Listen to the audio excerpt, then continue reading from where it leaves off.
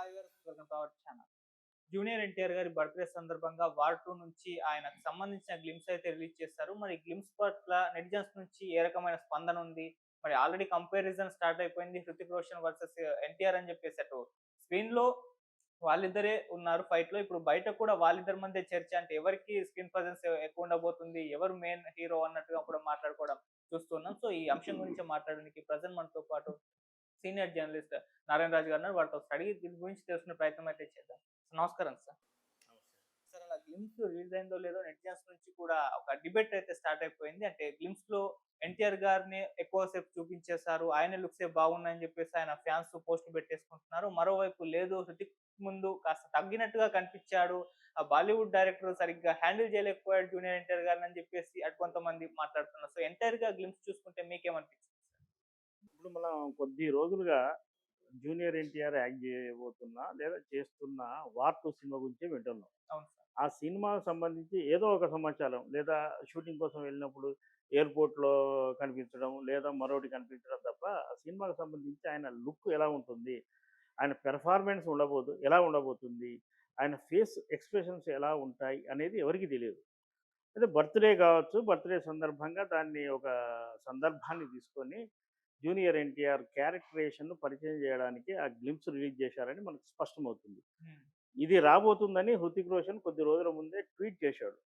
ఒక Telugu hero glimpse Hindi cinema ద్వారా రావడమే మనకు కొంత ఆశ్చర్యం కలిగిస్తుంది. నిజానికి ఎన్టీఆర్ పక్కాగా మన తెలుగు హీరో. మన తెలుగులో ఆయన ప్రొడక్షన్ యాక్ట్ చేస్తున్న సినిమాలకు సంబంధించి గ్లింప్సే రావాలి. దీని భిన్నంగా ఎక్కడో ఉత్తరాదిలో ప్రొడక్షన్ అవుతున్న సినిమాకు సంబంధించిన గ్లింప్స్ మన ముందుకొచ్చాయి. సరే, దాన్ని నిశితంగా పరిశీలిస్తే ఈ ఇద్దరికి పోలికలు చాలా దగ్గరుంటాయి. ఎన్టీఆర్ అద్భుతమైన డాన్సర్ అని మనకు తెలిసిందే. ఇండియా మొత్తంలో కూడా ఆయనకు ఓటింగ్‌లో ఎన్టీఆరే మంచి డాన్సర్ అని అంటారు. ఆయన చిన్నప్పటి నుంచి భరతనాట్యంలో ప్రవేశం ఉండడం కావచ్చు, మరొకటి కావచ్చు. అలాగే నార్త్‌కెళ్ళే వరకల్లా నార్త్ ఆర్టిస్టుల్లో, స్టార్స్‌లో 'హృతిక్ రోషన్‌కే' ఈ డాన్స్ విషయంలో ప్రథమ స్థానం ఉంది. ఆయన ఇప్పటివరకు చేసిన సినిమాల్లో కూడా ఆయన డాన్స్ ద్వారా అభిమానులను మెప్పించాడు. ఏజ్ పరంగా ఇద్దరికి పెద్ద ఎక్కువ వ్యత్యాసం లేనప్పటికీ స్క్రీన్ ప్రజెంటేషన్ చూస్తే హ్మ్. మనకి ఎన్టీఆర్ విషయం మనం ముందు మాట్లాడితే ఎన్టీఆర్ లుక్ చాలా మనం సంతోషపడంగా పడే విధంగా ఉన్నప్పటికీ చాలా తగ్గాడు మనిషి. ఎన్టీఆర్ అంటే మనకు ముద్దుగా, గుమ్ముగా ఉంటాడు. తెలుగు వాళ్ళకు ఇష్టమైన లాగా కనపడతాడు. దేవరతో పోలిస్తే కూడా ఆయన ఫేస్ లుక్‌లో కొంత తేడా కనపడింది నాకు. బహుశా ఈ సినిమా క్యారెక్టర్ కోసం ఆయన మౌల్డ్ చేసుకొని ఉంటాడు. ఎన్టీఆర్ సంగతి మనందరికీ తెలిసింది కదా! క్యారెక్టర్ ఎలా అయితే అలా పరకాయ ప్రవేశం చేయగల సమర్థుడు. హ్మ్. అందువల్ల ఈ క్యారెక్టర్ కోసం ఎన్టీఆర్ కొంత తగ్గినట్టుగా నాకు కనపడ్డది. తగ్గడం అంటే తన బాడీ, క్యారెక్టర్ కాదు. బాడీలో కొంత నాకు వ్యత్యాసం కనపడింది. మరి ఆ లుక్కు ఏ విధంగా ఎంపిక చేసుకున్నాడు అనేది రేపు సినిమా వస్తే గాని మనకు తెలియదు. అవును. 'హృతిక్ రోషన్' విషయానికొస్తే 'హృతిక్ రోషన్' పెర్ఫార్మెన్స్ మనకు బాగా తెలుసు. అతను అయితే ఇలా ఎన్టీఆర్ బాడీని చూపించడం జరగలేదు. 'హృతిక్ రోషన్' షోల్డర్స్ అవి ఇవి మాత్రం స్క్రీన్ మీద మనకు కనిపించింది. మరి ఎన్టీఆర్ నిజానికి సిక్స్ ప్యాక్ చేసిన హీరో. అతను అతని బాడీని గూడా అతను చూపెట్టడానికి వెనకాడడు. మరి ఎన్టీఆర్‌ను ఆ విధంగా ప్రెజెంట్ చేయకుండా 'హృతిక్ రోషన్' మాత్రమే బాడీని ఎక్స్‌పోజ్ చేయడం, అతని కండలు చూపెట్టడం ఏమిటి అనేది మనం ఇప్పుడే చెప్పలేం. అయితే మొదటి నుంచి ఈ 'వార్ 2'లో ఎన్టీఆర్ ప్రతినాయక పాత్ర చేస్తున్నట్టుగా ఒక ప్రచారం జరిగింది. అధికారికంగా ఎన్టీఆర్ కూడా చెప్పలేదు. నెగెటివ్ టచ్ వేరు, విలన్ వేరు. ఎన్టీఆర్ లాంటి హీరో విలన్‌గా చేస్తాడు అంటే నేను మాత్రం అంగీకరించను. హ్మ్. ఎందుకంటే 'దేవర' సినిమా ద్వారా కూడా ఆయన బెస్ట్ పెర్ఫార్మర్ అని నార్త్‌కు పరిచయమైంది. ఎన్టీఆర్ అద్భుతమైన నటుడు, డాన్సరు, యాక్షన్ చేయగలడు అనే నమ్మకంతోనే ఈ 'వార్ 2'లో ఆయనను తీసుకున్నప్పుడు ఎన్టీఆర్‌ను ఒక నెగెటివ్ క్యారెక్టర్ దగ్గర ప్రజెంట్ చేసే ఉద్దేశ్యం ఉండకపోవచ్చు. హ్మ్. పైగా మనకు అందులో కొన్ని సంభాషణలు వింటుంటే ఇద్దరు రా ఏజెంట్ లాగా లేదా రా నుంచి బయటకొచ్చిన ఏజెంట్ లాగా ఏదో కొంత సస్పెన్స్ క్రియేట్ చేసే ప్రయత్నం చేశారు. బహుశా ఎన్టీఆర్ క్యారెక్టర్ కొంత ఫ్లాష్ బ్యాక్ కూడా ఉండి ప్రెజెంట్ అలా ఎందుకు కనిపిస్తున్నాడా అనే దానికి మనం సినిమా చూస్తే కానీ చెప్పలేం. కొద్దిగా నెగెటివ్ క్యారెక్టర్లు చేయడం అనేది ఎన్టీఆర్ కొత్త కాదు. మనకు అందులో టెర్రర్, టెర్రర్ సినిమాలో చేసి 'టెంపర్'. 'టెంపర్‌లో' హ్మ్. ఎన్టీఆర్ మన సినిమా ఇంటర్వెల్ దాటే వరకు కూడా ఇదేంది ఎన్టీఆర్ క్యారెక్టర్ ఇలా ప్రవర్తిస్తుంది ఏంటి అని మనం ఆశ్చర్యపోయాం. చివరిలో మారుతుంది. అవును. అలాగా సినిమాటిక్ డ్రామా ఏ విధంగా అయినా ఉండొచ్చు. హ్మ్. కేవలం గ్లింప్స్ చూసి హృతిక్ రోషన్ ఎక్కువ కనపడ్డాడు, ఎన్టీఆర్ తక్కువ కనపడ్డాడు, లేదా ఎన్టీఆర్ అభినయం బాగుంది, అతనిది బాగా లేదు, ఇలాంటి అంచనాలు వేయడం సరికాదు. సినిమా 3 గంటలు. సినిమాలో ఒక నిమిషం గ్లింప్స్ మీద అంచనాలు వేసుకోవడం కూడా సరికాదు.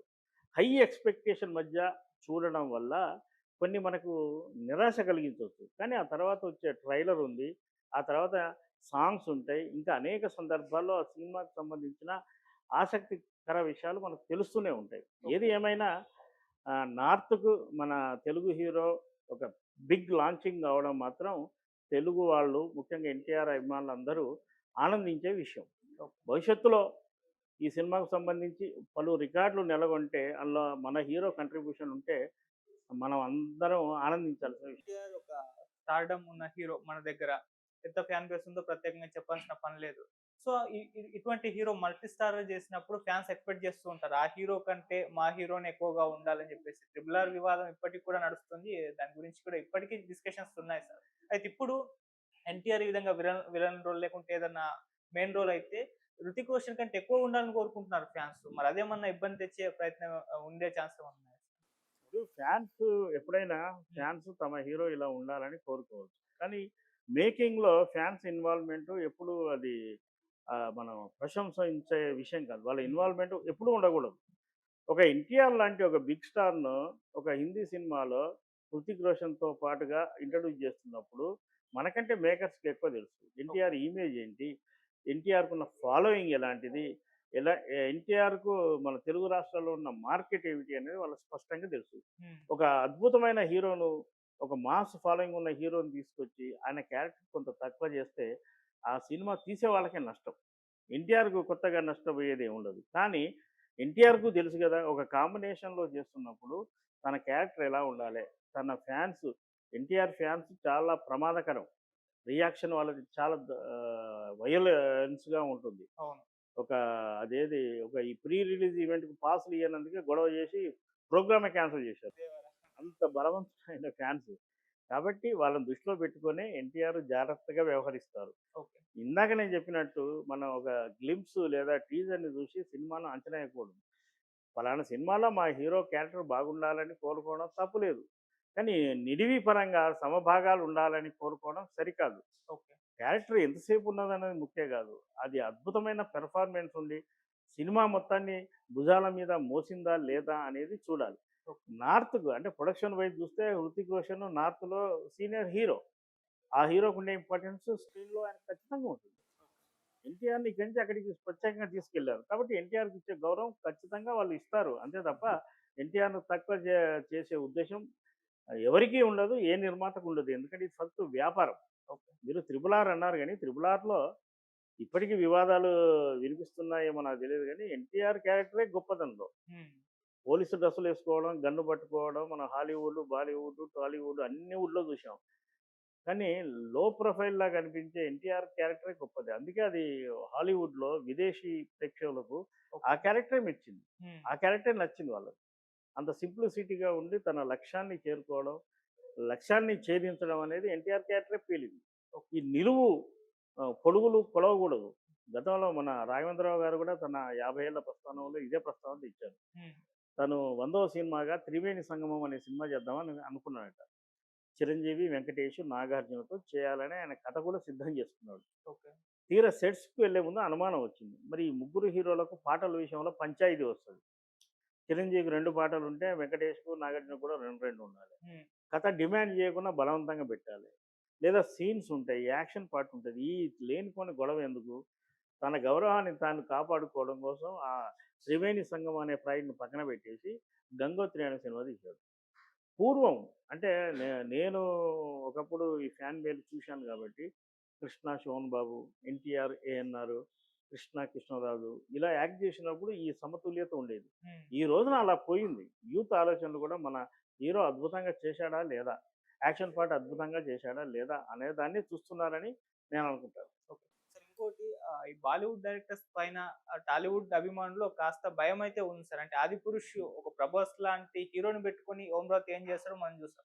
సో అటువంటి భయమే ఇప్పుడు ఈ విషయంలో కూడా స్టార్టింగ్‌లో అనౌన్స్ చేసినప్పుడు ఎక్స్‌ప్రెస్ చేశారు. అనవసరంగా ఎందుకు బాలీవుడ్ డైరెక్టర్స్‌తో అని చెప్పేసి. మరి అటువంటి ప్రమాదం ఏమన్నా ఉండే అవకాశం ఉందా సార్?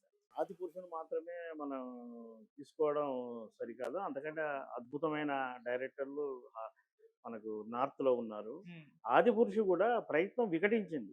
ఓకే. ఆలోచన మంచిదే. రామాయణ్ 2.0 ఈ కొత్త యువతరానికి పరిచయం చేయాలన్న ఉద్దేశ్యం మంచిదే. హ్మ్. ఆ ప్రెజెంటేషన్‌లో అది బెడిసి కొట్టిన వ్యవహారం అది. అంతే తప్ప ఆ డైరెక్టర్‌ను సమర్థతను మనం తప్పు పట్టలేము, చిన్నబుచ్చలేము. ఎందుకంటే 'ప్రభాస్' లాంటి హీరోని తీసుకున్నప్పుడు అప్పటి అంచనా ప్రకారం 100,00,00,000 పారితోషికం ఇచ్చినప్పుడు 'ప్రభాస్‌తోని ఒక అద్భుతమైన సినిమా తీయాలని ఎవరైనా అనుకుంటారు. హ్మ్. అ అలాగే ఒక అద్భుతమైన రామాయణం మేకింగ్‌లో ఈ సినిమా బాగుంటుందని హీరో కూడా నమ్ముతాడు.